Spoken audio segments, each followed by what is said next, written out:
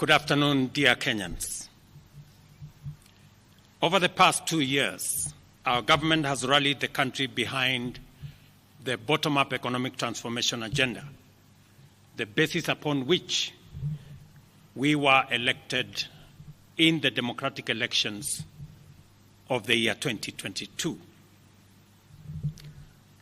We have achieved significant progress in increasing food production by reducing the cost of farm inputs, thereby lowering the cost of food and lowering the cost of living. We have stabilized the economy by preventing what was an imminent debt default.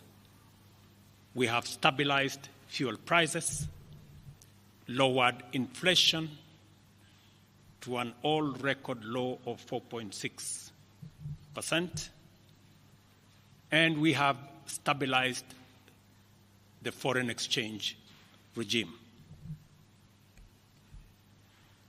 We have implemented radical changes in the education sector, including resolving the CBC question. We have rolled out a new student-focused higher education funding model that has special emphasis on making sure that children from vulnerable families have the requisite support in their education. We have also improved the student-teacher ratio in both our primary and secondary schools by hiring an additional 56,000 teachers and also hiring an additional 2,000 tutors for our TVET institutions. We have equally resolved bottlenecks in cash transfer program to vulnerable Kenyans, including orphans, people living with disability, and the elderly. We have not only brought on board more beneficiaries, but in keeping with the promise that we made, it is now not the case, as it was in the past, that these vulnerable Kenyans have to wait for months. Now their stipends are paid as salaries of public servants are being paid. We did roll out the Hustler Fund that today benefits 2 million Kenyans. And we have 7 million Kenyans who had been denied access to financial services by credit reference bureaus. They are now off the blacklisting roll. Our affordable housing program has now more than 100,000 housing units under construction. The first cohort I will be launching in a couple of months to new homeowners.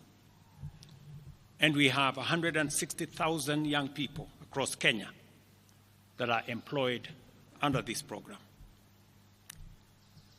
To expand manufacturing, value addition, and agro-processing as a key contributor to job creation, 18 county aggregation and industrial parks and 6 new special economic zones are under construction across Kenya. And at the same time, we have 200 fresh produce markets that are at various stages of construction to support our farmers with access to markets for their produce, in keeping with the commitment we made to our mama mbogas. To accelerate manufacturing, last year we imposed levies on importation of clinker that can be manufactured in Kenya. We made a saving of Kenya shillings 20 billion in foreign exchange as imports of clinker dropped to almost zero.